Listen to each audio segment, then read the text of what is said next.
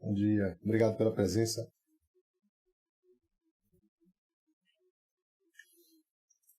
Então, gente, hoje nós vamos dar sequência ao nosso estudo e vamos tratar de um ponto importante que se relaciona muito proximamente com as fontes. Não sem objetivo, né? A gente teve primeiro um contato com as fontes do direito processual penal, então foi o contato da última sexta-feira, que a gente seguiu apresentando o livro, e agora nós vamos tratar das fontes, do que está relacionado às fontes, que é o ordenamento jurídico e o sistema. E esse tipo de questão se relaciona com a interpretação e com uma opção, né? Assim, como para a gente estudar, nós precisamos ter uma opção teórica, nós precisamos exercê-la para que haja uma consistência de controle. Então, quando optamos por uma forma de pensamento, a ideia também é que esse pensamento se vincule à Constituição da República e seja possível o exercício de um controle, né? Então vamos iniciar tratando dessa questão do ordenamento de sistema no processo penal, sob a ótica do nosso curso de Direito Processual Penal, em conformidade com a teoria do direito. Eu queria lembrar, para que convidem os amigos, né? Podem enviar aquele aviãozinho, que eu creio, segunda-feira, logo cedo, né? Não é para todo mundo, mas a gente chega lá. São 41 lives, justamente porque temos 41 capítulos, né? Então, é uma oportunidade também para estudar, para intensificar, né, a abordagem e compreensão dessa disciplina, tá certo? E o que é que vem a ser ordenamento e o que é que vem a ser sistema, né? Se vocês forem pesquisar, muita gente estudou sobre ordenamento e sistema, inclusive fora do campo do conhecimento humano, fora do campo do conhecimento jurídico humano, né? Então, assim, se a gente entender as condições de possibilidade de compreensão, o homem sempre pensa como sistema. É como se nós mesmos fôssemos sistema. Então, por exemplo, eu não tenho condições de compreender o mundo se não puder exercer 4 faculdades do meu conhecimento. 4 faculdades, digamos que eles chamam de regiões ônticas do conhecimento. E o que são regiões ônticas? Regiões da realidade do conhecimento humano. E, por exemplo, preciso ter sensibilidade. A primeira questão é essa: eu preciso ser dotado de alguns sentidos, ainda que alguns conhecimentos sejam prévios. Então, tenho conhecimentos prévios, mas tenho possibilidade de ganhar outros conhecimentos, porque tenho sensibilidade. O Kant chamava esses conhecimentos prévios de juízos sintéticos a priori. Os juízos sintéticos são sempre a posteriori, mas no que se refere à possibilidade de você avançar, é necessário ter um interesse prévio. E esse interesse prévio é chamado de juízo sintético a priori. Os juízos sintéticos são sempre a posteriori, exceto esses que são a priori, porque um juízo sintético envolve um nexo entre conceitos, 2 nexos, e um nexo que é estrutural. Por exemplo, quando eu trato da parte estática no livro, essa parte é estrutural, e um outro elemento, que é um elemento empírico voltado para a experiência, e eu procuro encaixar não bem só os conceitos, mas contornar a experiência e contornar a estrutura. E a subsunção da estrutura ao elemento da experiência, ela é capaz de me fornecer um juízo sintético a posteriori, que seria o autêntico conhecimento. Mas se eu me volver para essa primeira percepção do homem, que é ter um elemento anterior, um juízo sintético a priori, é como se nós fôssemos dotados de conhecimentos que nos precedem e que sem eles nós não conseguiríamos avançar. Então, tratamos de uma noção entre sistema e ordenamento, especialmente chamando a atenção de que sistema é uma condição de possibilidade de conhecimento. Sem ele, a gente não consegue ir adiante.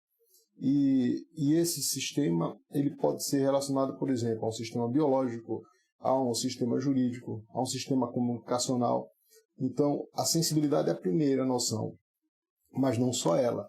Nós devemos ser capazes de memorizar, por exemplo, eu sou capaz de contar uma história a partir do que eu li. Então, eu tenho condições de dizer o que eu li. Ou seja, eu tenho capacidade mnemônica, capacidade de memorizar e narrar historicamente o que eu disse.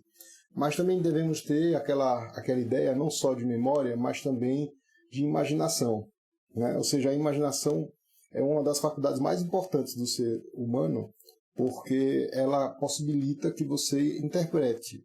Então, não só memorizar, mas também interpretar. Se eu, por exemplo, superinterpretar, memorizar, e, além disso, criar a partir dessa capacidade de memorização de uma forma excessiva, eu poderei, por exemplo, formular uma acusação indevida contra alguém, né? Uma acusação penal abusiva, porque eu não me baseei apenas nos elementos empíricos, mas eu trouxe elementos imaginativos da minha memória de uma maneira mais fértil do que aquela que é a justa medida, né? Os gregos trabalham com a ideia de justa medida. A justa medida hoje poderia ser traduzida como proporção, poderia ser traduzida como ponderação, né? Ou seja, a evitação dos excessos. Então, se eu não coloco a imaginação dentro dos limites que permeiam os excessos para evitar justamente incorrer nessa concepção excessiva, eu vou conceber a prática de abusos, o que seria inadmissível no processo penal. Então, o sistema trabalha com imaginação e trabalha com memória, e trabalha notadamente com sensibilidade, mas também com a capacidade da gente de relacionar. Tudo que passa na memória do ser humano, nós conseguimos interpretar o que está ao lado, né, que está fora daquele conhecimento propriamente humano intrínseco. Então, por exemplo, eu consigo explicar um sistema biológico, um sistema respiratório, consigo explicar um sistema de trânsito, consigo explicar um sistema comunicacional, né? Então, o direito pode ser explicado também enquanto sistema. Aproveitem para pegar um café, não é? Então, o direito consegue ser explicado como sistema. Mas essa concepção do sistema, ela depende muito de um ponto de vista. Então, eu posso pensar sistema de uma maneira, o outro amigo pode pensar de outra forma, né? Então, obrigado, Eunice. Então, um amigo pode pensar de uma maneira, outro pode pensar de outra forma, o sistema. Então, posso entender sistema como uma concepção que vem do ordenamento, algo interpretado. E para isso nós usamos duas expressões, a ideia de ordenamento e a ideia de sistema. O ordenamento seria um elemento bruto, né? O ordenamento seria, então, uma concepção dos enunciados normativos. Então, o que seria o ordenamento para fins processuais penais? Nós conceituamos no livro, né, o ordenamento enquanto o texto de lei, enquanto texto da Constituição. É uma noção útil porque faz com que a gente perceba o seguinte: quando você lê o Código de Processo Penal, você ali não encerrou, as controvérsias não foram encerradas com aquela leitura. Ou seja, é necessário que a gente possa avançar e ir adiante e perceber as possibilidades de sentido, né? Então, existem vários sentidos a respeito de um ordenamento jurídico, e justamente esses sentidos podem ser conceituados como sistema. Mas eu friso aqui que se trata de uma opção, né? Então, assim, a opção ela deve estar de acordo com as bases do ordenamento jurídico, da Constituição da República, com as bases, então, que autorizaram a formação do nosso sistema, do nosso ordenamento, da nossa compreensão enquanto realidade jurídica. Eu queria saber se vocês estão ouvindo aí bem o nosso microfone. Aproveito para cumprimentar todos, né, que estão aqui. Obrigado pela presença. Mas estão escutando bem? Me falaram que não estava chegando legal.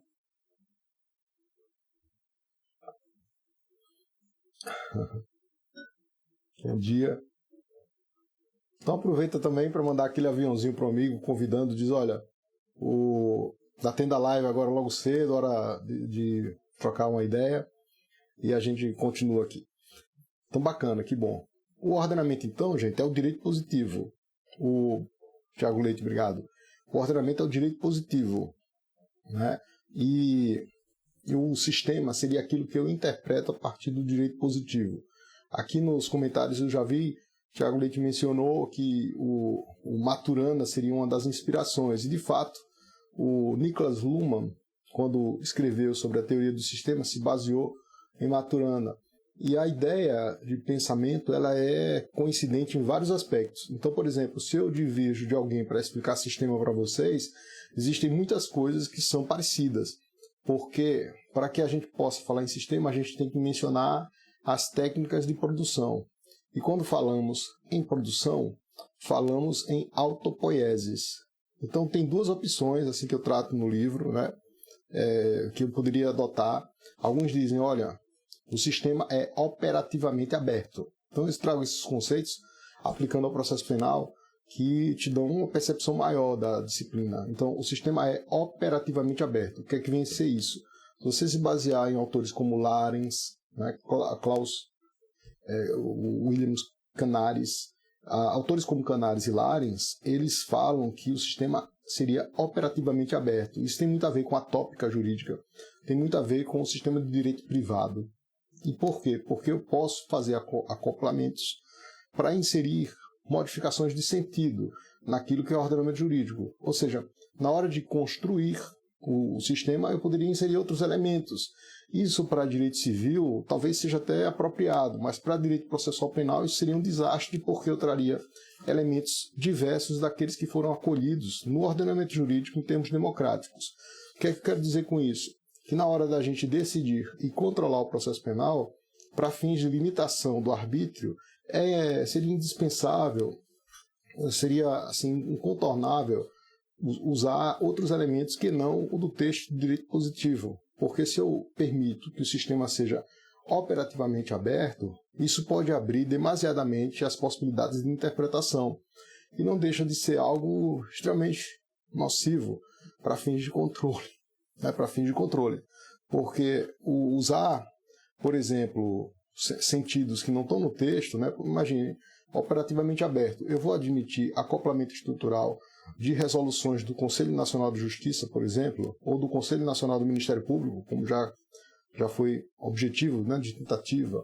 Agora, recentemente, nós tivemos um problema interessante a respeito das citações processuais.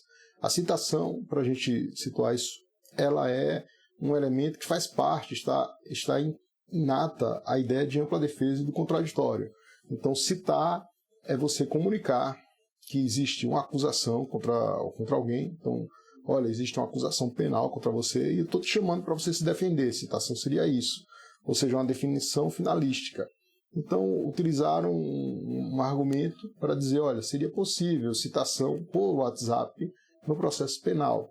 Nós discordamos absolutamente desse entendimento, porque uma citação via um elemento que não está no sistema, um elemento que não está previsto no direito positivo, ela amplia demasiadamente as noções de segurança, né? Então, para fins de celeridade, você deixa totalmente no limbo o que seria a comunicação processual. Então, você está usando o seu telefone, você é citado.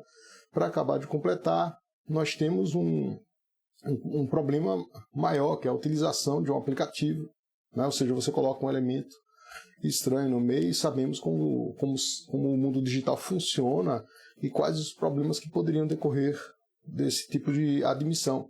Então, são duas questões envolvidas. A primeira, como se devem produzir o texto de direito positivo, né? Então, assim, como é que a gente deve aceitar algo como direito? Qual o conceito de direito vigente? Né? Ou seja, a pedra de toque é saber o que é direito vigente. Porque a partir do momento que o tribunal admite outras formas de comunicação processual, nós desconstruímos tudo que firmamos no passado em termos de formalidade e de cuidado na hora de propiciar comunicações que visem a efetividade dos direitos do contraditório e da ampla defesa. Então, estabelecer os contornos precisos do que nós chamamos de ordenamento jurídico seria algo essencial, porque é o ponto de partida para a construção das normas. E aqui eu começo a fazer a definição daquela opção que nós adotamos, né, para fins de entendimento do processo penal. Então, se você começa a estudar, por exemplo, decisões judiciais que trazem elementos que não estão no texto de direito positivo, a gente vai ter tudo, menos direito processual penal. Então, o que é o direito processual penal? Seria aquele elemento que eu poderia relacionar com a consciência a respeito de um objeto dado. O direito processual penal ele vai se referir ao texto de direito positivo. Então, se eu tenho, por exemplo, direito positivo e realidade da vida como dados, o direito processual penal seria a compreensão sobre esses dados.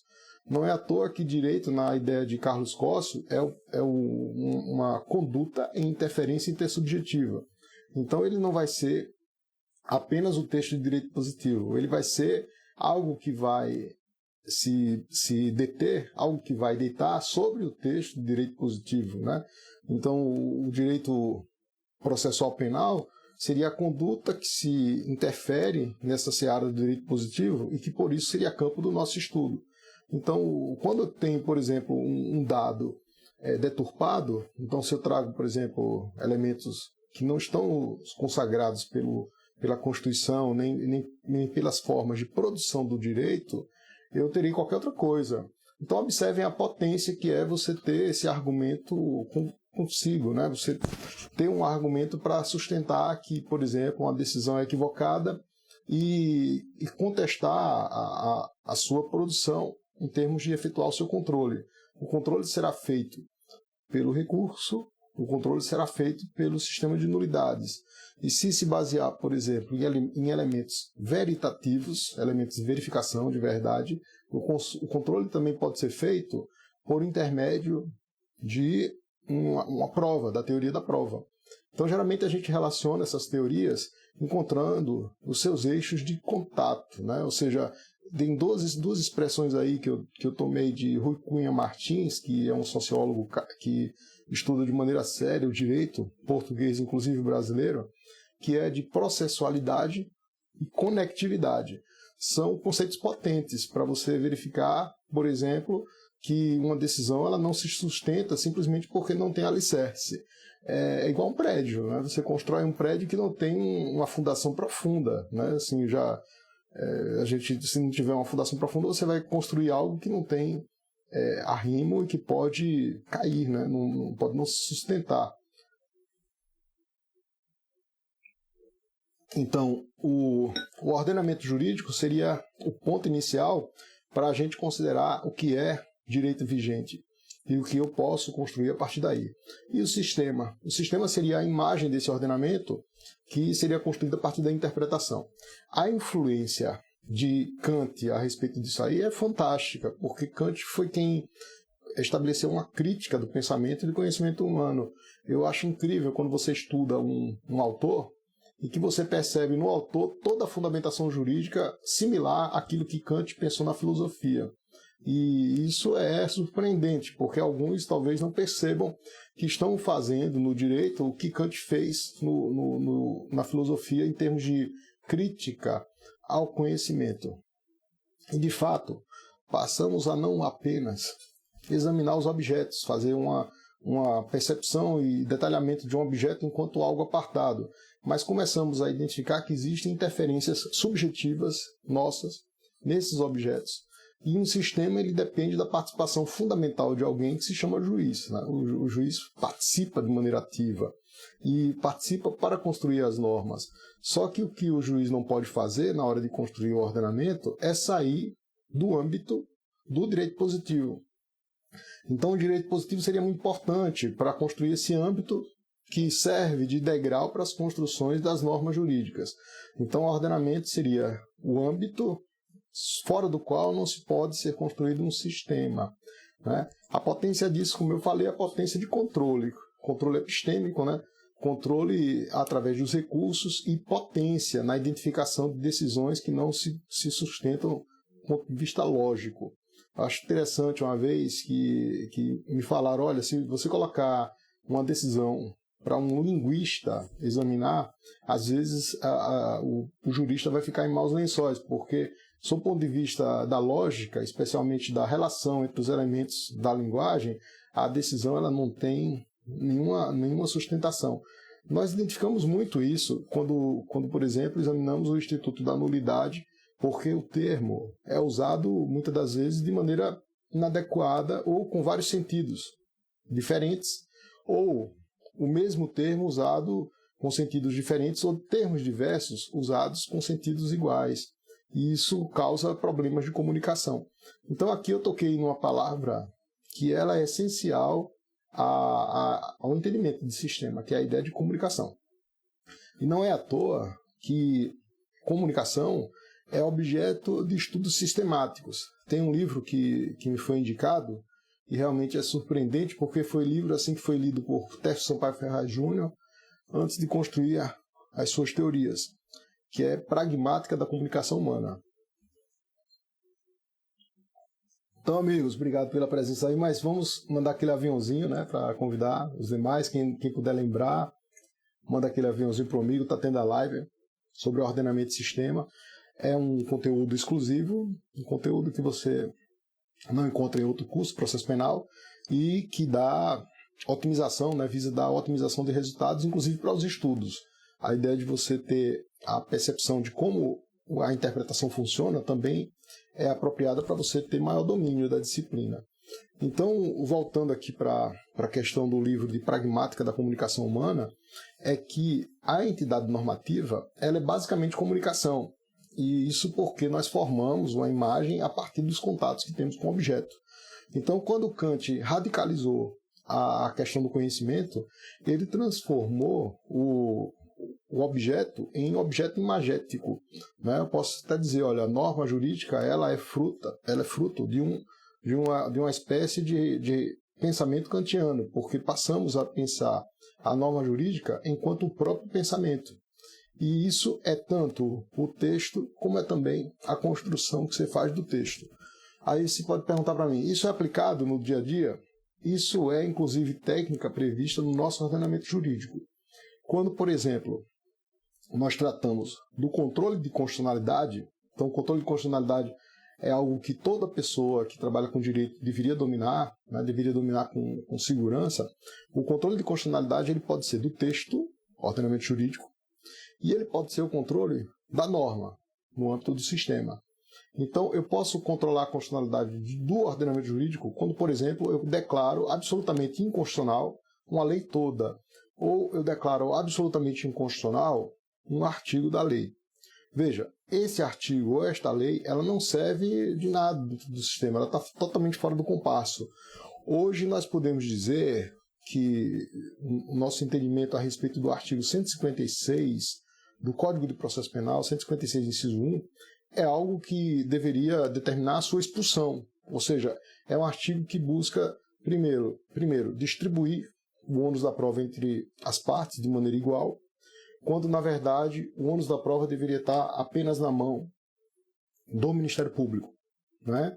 Então, o Código acaba dizendo, olha, mais ou menos como no processo civil, um deve comprovar o que alega, o outro deve comprovar o que refuta, né? O que alega contra o que foi acusado.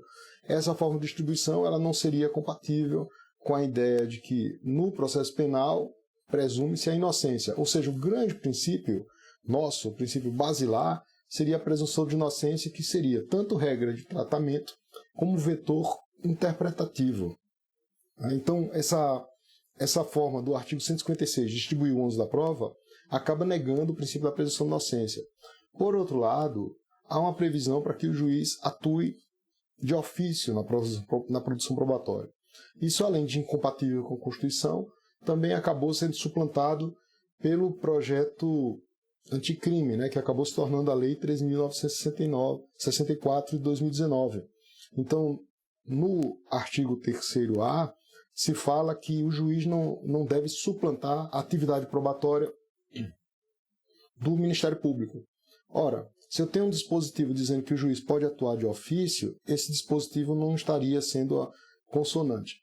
Então, é um dispositivo que eu teria de expurgar, porque ele não tem condições de nos dar uma interpretação correta. Então, por isso que esse controle de constitucionalidade, gente, é um controle que estaria no plano da expressão, no plano do ordenamento, e não no plano do sistema. Por sua vez, quando eu trato, por exemplo, das técnicas de interpretação conforme e de nulidade parcial sem redução de texto, que é o verso da mesma moeda, eu estou me referindo aos sentidos que eu atribuo ao texto. Então, existem textos que eu posso salvar.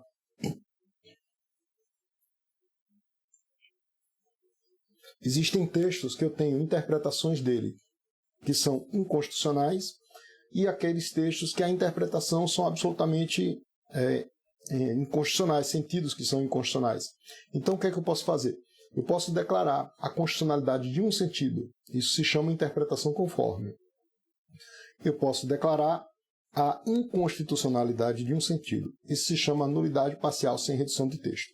São técnicas que recaem sobre o âmbito do sistema. A outra que eu declaro a constitucionalidade de todo o texto, ou a inconstitucionalidade de toda a lei ou de todo artigo, o texto, são técnicas de constitucionalidade que estão no âmbito do ordenamento. Então aqui eu já posso dizer alguma coisa para vocês a respeito do que seja ordenamento e a respeito do que seja sistema, sob a ótica de um ponto de vista que encontra respaldo no nosso sistema, né, na noção de sistema como um todo. O ordenamento seria algo bruto. Posso dizer, então, que o ordenamento seria um texto bruto. Então, é ordenamento jurídico aquilo que serve como relato histórico da edição da nossa Constituição, das suas emendas constitucionais, né, também, dos textos de lei. O nosso Código de Processo Penal tem 80 anos.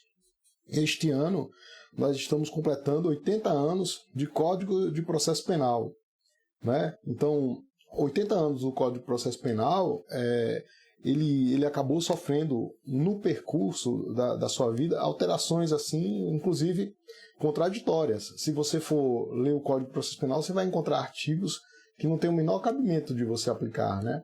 A gente fala em telégrafo, né? Eu até cheguei a passar por esse período, né, de ter telégrafo, telegrama e outras formas de comunicação que hoje a gente já não tem tanto uso, né?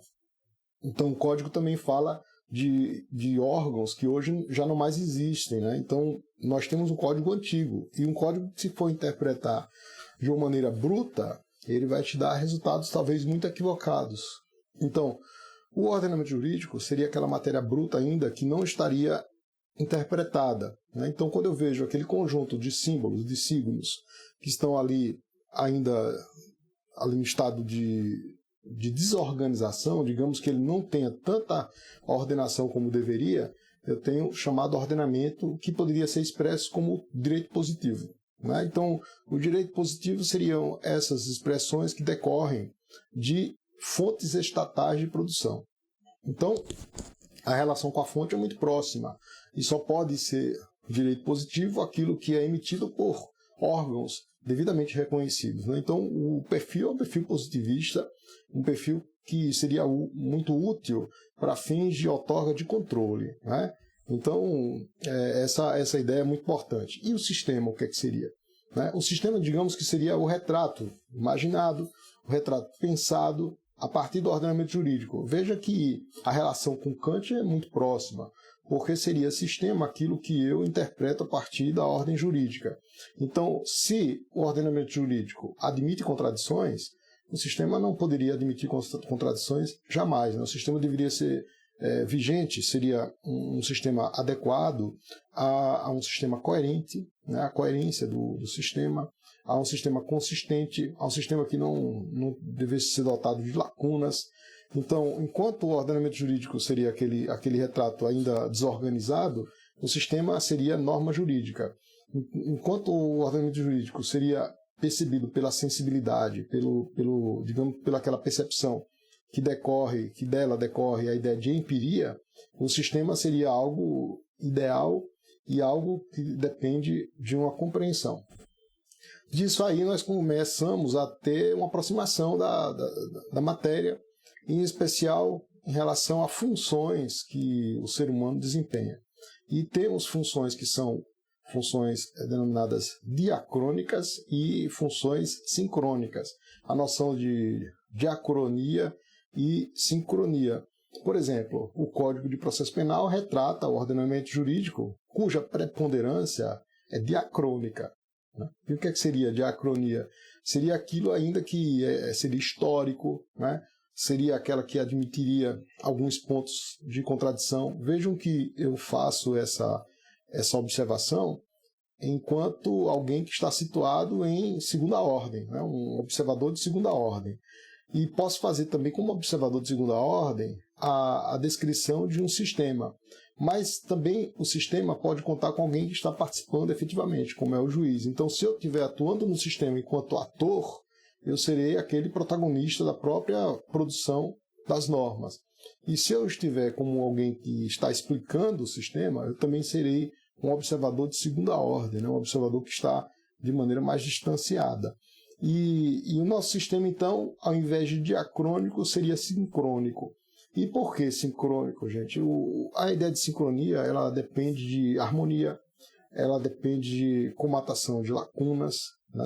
Supressão, suprimento, através de argumentos da contradição, né? de problemas, e ajustar aquele sistema a uma ideia de direito positivo, consistente e coerente. Se eu for relacionar esses problemas com a lógica, né, que eu acho que a grande pegada nossa é trabalhar com os elementos da lógica, e lógica seria técnica do pensamento correto, né, técnica de correção do raciocínio, então eu não poderia formular aqui expressões que apenas têm o objetivo de memorizar, de decorar sem justificativa. Eu colocaria, então, a ideia de sistema com uma ideia de correção e uma ideia que vise a ser universal, né? Então, assim, o que sirva para a compreensão tanto minha quanto dos demais em termos de escolha da palavra certa. Então, o nosso sistema seria um sistema que retrata uma realidade aqui e agora. Nesse sentido, nós temos um sistema novo a cada dia, porque o sistema envolve todos os enunciados que são aplicados por alguém. Então, o sistema sincrônico é aquilo que é interpretado, norma jurídica, né? E qual que é a importância disso em termos de direito? É porque nós vamos perceber que existem várias formas de você interpretar o sistema em vários degraus, em vários níveis, e que eles se relacionam com base na noção de ambiente e de meio. Então, o sistema processual penal ele pode ser inserido dentro de um sistema jurídico como um todo, e ele pode ser inserido, ele pode ser explicado através de microsistemas. Então eu tenho um microsistema do juizado especial, eu tenho um microsistema da prova penal, eu tenho um microsistema da teoria das decisões judiciais, que por sua vez se relaciona com outros sistemas. E esse objetivo é proporcionar decisões coerentes e decisões que não fiquem baseadas em subjetivismos. Em outras palavras, a ideia de justificar os pontos de partida com base nas noções de ordenamento e do seu percurso até o sistema é evitar abusos, né? E no nosso livro nós tratamos desses elementos e relacionamos com o problema conceitual. Então, por exemplo, falamos da questão do acoplamento, né? Acoplamento estrutural entre esses sistemas ou entre um elemento externo e outro. O direito, né, ele deve se produzir de acordo com as suas próprias regras. Então, se temos uma opção que é usar o direito enquanto sistema, né, um sistema operativamente fechado, né, ou seja, que não seja um sistema operativamente aberto para admitir muitas mudanças, ele seria mais fechado, mais restrito, né, então esse direito ele poderia ser modificado, mas muito paulatinamente e de acordo com as suas próprias regras. Esse nome é usado tanto na biologia como também nos sistemas de comunicação, é um nome chamado de autopoiesis. Então, explicamos a autopoiesis, que é a autoprodução normativa a partir de suas próprias regras. Qual que é a importância? É que se as normas são produzidas fora dos limites do próprio sistema, nós vamos ter um elemento estranho.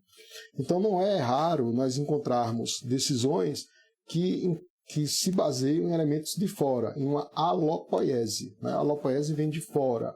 E aí, de repente, um tribunal inova o ordenamento jurídico. Né? O ordenamento jurídico da gente é um ordenamento baseado no direito positivo, na Constituição, e de repente você tem um elemento que não se encontra na Constituição da República, um elemento que é algo usado por um órgão estranho aos órgãos do nosso Estado, né? Ao direito estatal. Então temos aí uma alopoiese indevida que pode ser objeto de controle, que pode ser objeto de expurgo, né, de expulsão do ordenamento. O nosso sistema, então, se baseia em limites bem delimitados que se chama autopoiese. Essa autopoiese depende de uma estrutura. Então, as coisas elas estão interligadas para fins de produção, né? E quando é que a gente tem modificação? Temos modificações? Temos. Essas modificações são necessárias no curso do tempo? Evidentemente, né? Hoje nós temos um problema de direito digital, né? E o que é o dígito? Né, gente? Vocês vejam, eu estou aqui presente com vocês e ao mesmo tempo a gente não está no mesmo ambiente, né? O elemento digital é um elemento bem diferente. Eu estava conversando sobre isso com uma oftalmologista e ela dizendo que as pessoas que estão muito acostumadas com o ambiente digital, elas têm dificuldade, por exemplo, de ver de uma maneira mais distante ou mesmo de ter contato com outros elementos empíricos, porque a visão se acostuma com aquilo que você tem identidade, você tem mais proximidade. Então o dígito seria um problema novo para a gente, um conceito novo. Até o próprio Tércio Sampaio Ferraz Júnior fala do dígito como algo situado em permeio, algo situado no meio entre o empírico e o ideal. Então é uma novidade que precisa ser regulamentada, né, o espaço digital.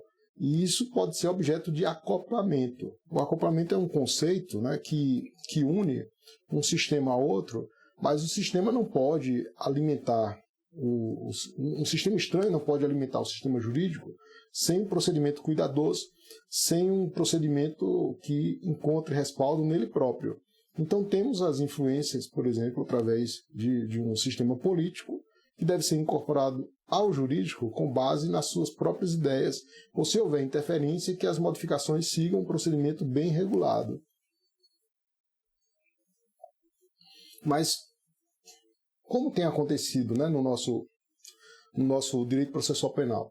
No nosso direito processual penal, nós temos um caos, né, um caos muito, muito grande em termos de introdução de elementos estranhos. Então, por exemplo, eu tenho no direito algo, dou aula um dia de uma forma, e no outro dia vem uma decisão totalmente contrária, não só ao texto constitucional, mas também ao texto de direito positivo infraconstitucional, que é a legislação, e mesmo discordando até da própria tradição, né, do nosso sistema, que é um sistema que dá um valor ao precedente, né? Pelo menos assim, não é um sistema de precedentes, mas que diz que o precedente teria alguma importância, e hoje a gente não pode negar que a jurisprudência seria também fonte, né, desse direito. Então, como resolver uma questão como essa? Como ordenar? Pensamos que para você dar organização a essas ideias, em termos de caos, seria necessário o uso desses conceitos de maneira bem demarcadas. Não se cuida de um retorno à jurisprudência dos conceitos, mas se cuida de utilizar essa ideia conceitual como ponto de partida para a demarcação, né? Então, aqui, por exemplo, nós temos um exemplo de alopoiese, que um amigo aqui está mencionando, a respeito da contagem de pena em dobro, né, para a situação degradante. É verdade. Agora, tem um detalhe em direito processual penal que dá uma espécie de diretriz. Quando uma questão vem para trazer elementos humanos, né, atingir elementos que sigam ao encontro do princípio da dignidade humana, isso seria algo admissível, pelo menos em termos provisórios, porque está dando mais eficácia aos direitos fundamentais. O ideal mesmo é que nós tivéssemos um debate sobre isso com a edição de lei, nós não temos nem dúvida disso, né? A questão toda é que, às vezes, nós temos o uso de elementos estranhos que pioram a situação do imputado. Então, em termos de problema, que é um problema real nosso, é um problema relacionado às nulidades no processo penal. A nulidade é um tema assim que o leigo, assim, aquela pessoa que não tem conhecimento, ou às vezes até uma pessoa do âmbito jurídico, acha que é um problema para o direito, né? Que, olha, eles criam muita nulidade. Na verdade, a nulidade é criada pelo procedimento incorreto. A nulidade não é criada por alguém. A nulidade é a expressão que nós nominamos para algo que se refere tanto ao nada, à falta do próprio ato, como também para aquele ato que é praticado em descompasso com os limites do sistema. Então eu chamo de nulidade. A nulidade, então, tem uma perspectiva normativa, enquanto pensamento a respeito de algo. E isso é fonte de produção do direito. Então, qual que era a ideia? Que a gente não admitisse o uso de atos processuais que se afastassem dos trilhos do sistema. Então, pela lente da nulidade, é possível você compreender o direito como um todo. Assim, se você olha primeiro para a nulidade de maneira isolada e você vê o nada, por outro lado, quando você olha a nulidade de uma maneira contemplativa e mais cuidadosa, você enxerga o próprio direito, porque ela é delimitação ali dos trilhos, né? Então, o padre nullité sangri, que foi usado no nosso artigo 563, ele foi generalizado a um ponto assim de ter uma aplicação inconstitucional, né? O padre nullité sangri está ali escrito em termos vazados de maneira bem ampla, que diz que nenhum ato será declarado nulo se dele não resultar prejuízo para a acusação ou para a defesa. Veja, fala se dele não resultar prejuízo para a acusação ou para a defesa. Não diz que a defesa deve comprovar o prejuízo, ele não fala isso, né? E ninguém deve fazer ou deixar de fazer alguma coisa senão em virtude de lei. Mas o que é que foi feito na jurisprudência? Simplesmente ampliaram esse caso do padre nullité sangri para todas e quaisquer hipóteses, né? Então, assim, a gente encontra o uso do padre nullité sangri de maneira generalizada, inclusive aplicadas aos casos de nulidade absoluta. E, a nosso ver, isso é um grande equívoco, porque você simplesmente tira toda a função de controle e função do que é previsível ao direito, né? O direito se torna imprevisível. Então, se nós trouxemos esse exemplo aí da punição degradante, que era algo já debatido, foi objeto inclusive de deliberação legislativa e não foi aceito, mas parece que algo assim que a gente precisa ter essa realidade na frente, né? Alguns autores até disseram, olha, a remissão, né, ou a detração, primeiro tem a remissão em razão da situação degradante. Digamos que seja remissão degradante, redução de dias de pena, né, pelas situações que a pessoa está ali dentro de um presídio com uma situação extremamente desumana. A outra é a detração degradante. Você ficou em prisão cautelar, também em situação de maneira muito desagradável e terrível, e aí vai precisar fazer uma detração em dobro, né? Alguns até sugerem que não seja nem em dobro, viu? Que seja, por exemplo, algo relacionado a cada dia no presídio em situação degradante com a redução de 7 dias de pena, 7 dias. Então, muito mais que o dobro, né? Então, às vezes, quando vem uma decisão dessa, sugerindo algo bom para o imputado, é algo ainda muito inferior àquilo que deveria ser. Isso é uma realidade. Se vocês procurarem, por exemplo, na própria internet, tem artigos falando sobre isso. A sugestão era que fossem 7 dias de redução de pena para cada dia que a pessoa ficasse no presídio. Não precisaria nem trabalhar para esse fim, tanto com o objetivo de remir, como para o objetivo de detrair, sabe? E a gente realmente não tem legislação, seria preciso, né, uma fonte legislativa, mas enquanto não há, parece que esse direito, como é algo que visa limitar o direito punitivo, se alguém limitar, a forma serve para limitar. Eu vou explicar isso aqui para vocês, e nós expusemos isso no nosso texto, né?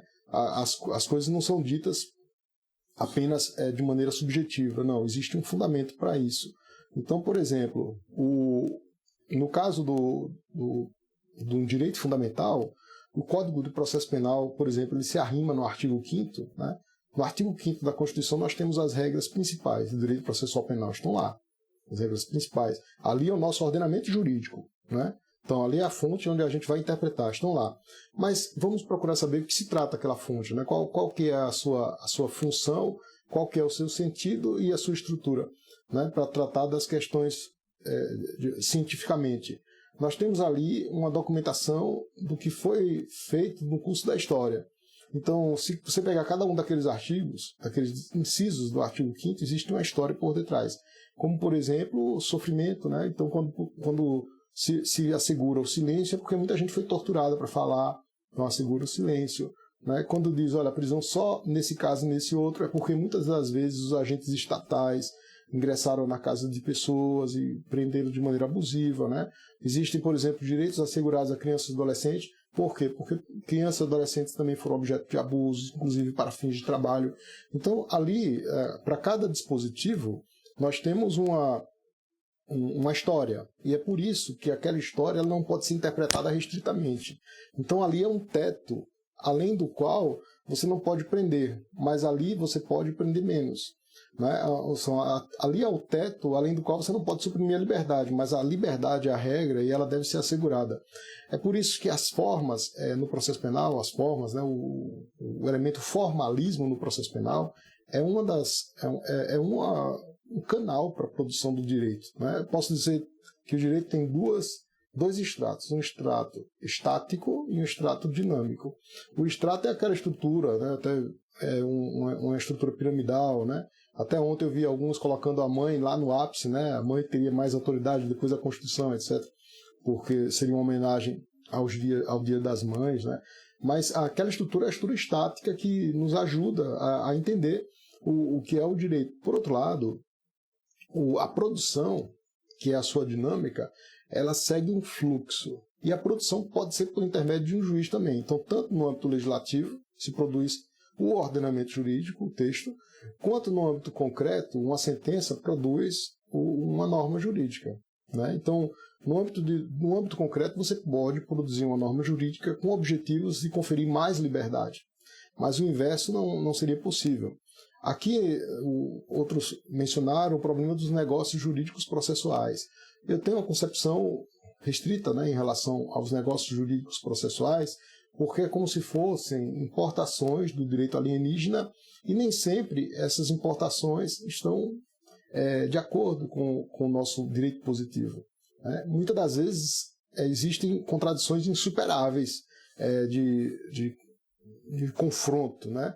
Então, quando você traz, por exemplo, um negócio jurídico processual como uma colaboração premiada, como um acordo de não persecução penal, ou como quiseram introduzir plea bargain, né? O plea bargain, a depender da concepção que se filie, quando quiseram introduzir isso, acabaram que também mitigaram muito o direito ao silêncio, né? A vedação, que alguém seja compelido a se autoincriminar. Então eu não posso ser obrigado a me autoincriminar. Aí dizem, não, mas você aqui está confessando porque você quer. Na verdade não é bem assim, né? Você confessa porque quer, mas ao mesmo tempo você não confessa tão livremente assim. Se não confessa também vai ficar mais tempo preso, por exemplo, né? Como acabaram fazendo isso no dia a dia, nesses processos onde incidiram várias colaborações premiadas, né? Alguns processos tiveram um número incrível de colaborações premiadas e as pessoas acabaram confessando assim, de uma maneira incomum, a gente nunca viu daquela forma, e as razões, a gente também não sabe exatamente quais foram as razões que levaram tanta gente a confessar, mas o fato é que acaba que a pessoa é persuadida, né, ainda que seja uma persuasão natural, a abrir mão de um direito fundamental. Isso é o que o Geraldo Prado chama de suspensão pactuada das garantias. Né? Então, se as garantias são indisponíveis e tiverem um histórico, elas não poderiam ser objeto de pacto, objeto de combinação. Ah, vou abrir mão, sabe? Então, quando você traz elementos estrangeiros para dentro de um sistema, ali se trata de uma alopoese, você traz algo de fora, então não é uma autoprodução, está trazendo de fora, né? E se cumpre um procedimento formal, mas com base em um elemento absolutamente estranho. Ali, às vezes, aquilo funciona como um carcinoma, né? Assim, funciona como uma forma de destruição de toda a nossa pauta que o Brasil se filiou. Então, quando a gente puxa, por exemplo, o direito alienígena, é interessante procurar saber qual a história daquele país em relação aos direitos fundamentais. Então, por exemplo, nos Estados Unidos, eles têm uma tradição, né, se vocês quiserem dar uma lida sobre isso, o autor que eu recomendo, que é inclusive meu livro de cabeceira, é o Fábio Conder Comparato. Né? Ele fala que os Estados Unidos geralmente não subscrevem tratados de direitos humanos. Né? Para eles não é interessante subscrever tratados de direitos humanos, a não ser algum que ele subscreveu e logo depois se retirou, como foi o caso do Tribunal Penal Internacional. Né? Então, se, por exemplo, eles se alinharem aos tratados de direitos humanos, já será um grande ganho. Então, como o Brasil tem tradição de se alinhar, pelo menos ainda que só de maneira formal, porque no nosso dia a dia o desrespeito às pautas de dignidade humana é um desrespeito grande ainda, né? Mas pelo menos a gente assina. Mas se você pega elementos de outro sistema e introduz no nosso, sem alguns cuidados, você vai fazer tudo, menos um sistema organizado, né? Menos um sistema racional. Vejam que a gente não consegue pensar fora do sistema, será sempre sistema, mas não será um sistema de natureza racional, né? Aí, gente, essa noção de acoplamento é muito importante para que você tenha uma ampliação de percepção, né? Assim, não seria só para enfeitar, mas tem um propósito, além de conferir força para os estudos, né? E aqui, até na hora de conceber o livro, né? Vocês devem estar sabendo, né? O livro está pronto, a gente também pensou em dar-lhe conformação sistemática para você estudar ele do início ao fim, lendo todo, pode ler todo, um sumário detalhado. Eu sempre gosto de ler o sumário da obra antes de estudar, né? Assim, é algo fundamental, porque você tem a visão geral do trabalho e a partir daí você vai relacionando os assuntos internos. Você vê a estrutura e vai colocando os conteúdos. Estrutura e conteúdo, né? Eu posso chamar de sintática e semântica. Eu tenho a estrutura e tenho o sentido dado para aquela estrutura. Então, primeiro leio o sumário e depois sigo para o livro do início ao fim. Mas o livro também propicia um estudo autônomo a respeito dessas questões. Então, você pode dar preferência, por exemplo, a já ir para os conteúdos mais imediatos. Então, eu quero estudar prisão. Lá tem a estrutura da prisão e tem os conteúdos da prisão. Mais à frente do livro, nós vamos ter live também falando sobre esses assuntos. Quero estudar recursos, também tem.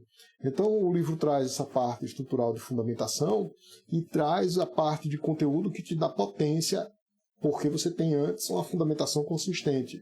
E ao final tem um distintivo, assim, que hoje você não encontra em obra nenhuma, que são os índices remissivos, né? Então, índice remissivo por artigo, índice remissivo por assuntos, e isso também te ajuda. Por exemplo, eu quero estudar os artigos X a Y do código, vou para um código anotado. Então você tem também esse tipo de argumentação e de raciocínio.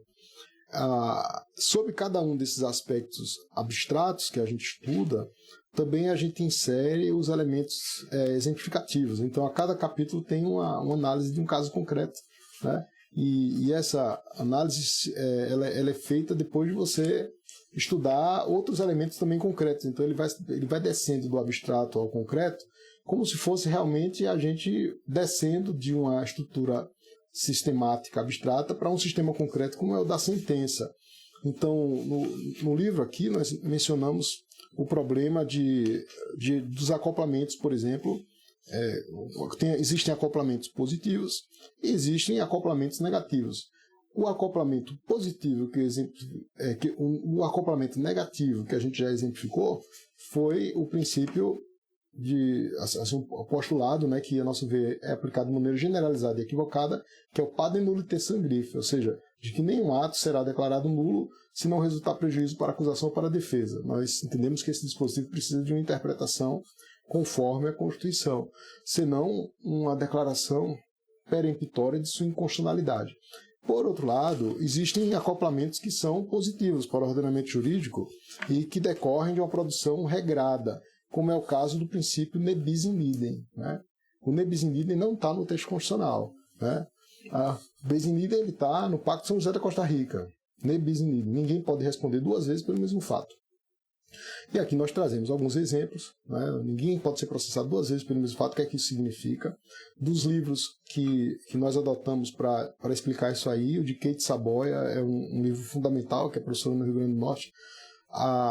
O ne bis in idem significa, então, que não pode existir duas persecuções penais. Tem muita coisa a se fazer com base nesse princípio. Por exemplo, alguém responde criminalmente e é condenado com trânsito em julgado. E logo depois entra com a revisão criminal. A revisão criminal, você pode tanto ter um iudicium recidens como um iudicium rescisorium. O que é que vem a ser isso? O recidens você invalida, você se torna sem efeito. Em outras palavras, de maneira bem simples, você anula. Se você anula, seria possível, se fosse no processo civil, se reajuizar a demanda, se ingressar de novo com a demanda, né? Enquanto o rescisório seria a reforma. Então, se a pessoa foi condenada, você absolveria na revisão criminal. Mas vejam, se eu anulo e determino a reabertura do processo, parece que eu ofendo o bis in idem, porque a pessoa terá respondido duas vezes pelo mesmo fato, né? Então, essa forma de percepção ela é feita a partir da relação do ne bis in idem com o nosso sistema constitucional e infraconstitucional, realçando que a Constituição deve ser o vetor de interpretação e não o inverso, né? Então, o nebis in idem pode ser interpretado de maneira positiva, né? como se fosse um acoplamento estrutural positivo ao nosso sistema, com inserção também de elementos semânticos. E por exemplo, temos questionamentos a respeito da constitucionalidade da sentença de impronúncia. Alguém que é impronunciado porque faltou prova para ir para júri. Sabemos disso, né? Então você é impronunciado porque falta prova para ser remetido ao júri. E ali há como se fosse uma improcedência por insuficiência de provas. Mas no processo penal essa sentença é chamada de terminativa, porque não teria mérito.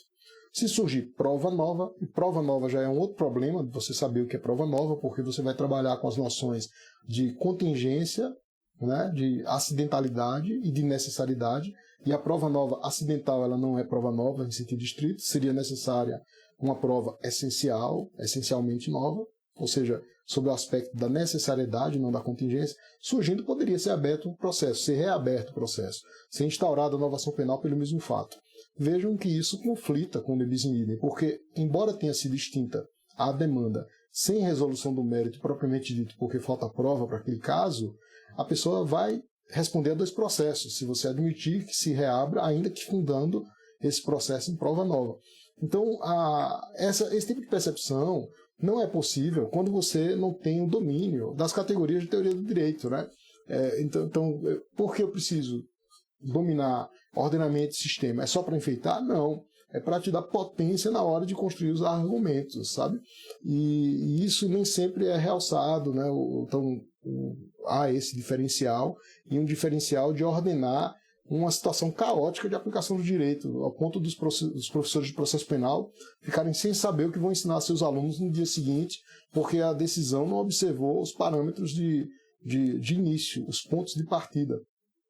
Ao mesmo tempo, o livro traz os gatilhos necessários para você desenvolver todos esses conteúdos, né? Então, é essa a nossa ideia. Gente, a gente está chegando ao final. Eu queria convidá-los para que amanhã estivesse aqui de novo, né? Que fiquem comigo.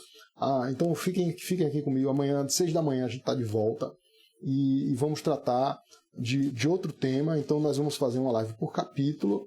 E amanhã, o nosso capítulo vai tratar do conceito e da definição do processo penal. É bem legal, porque é como se uma questão tivesse relacionada com a outra. E isso, ao final, você tem uma expansão de percepção e de leque de abertura, viu?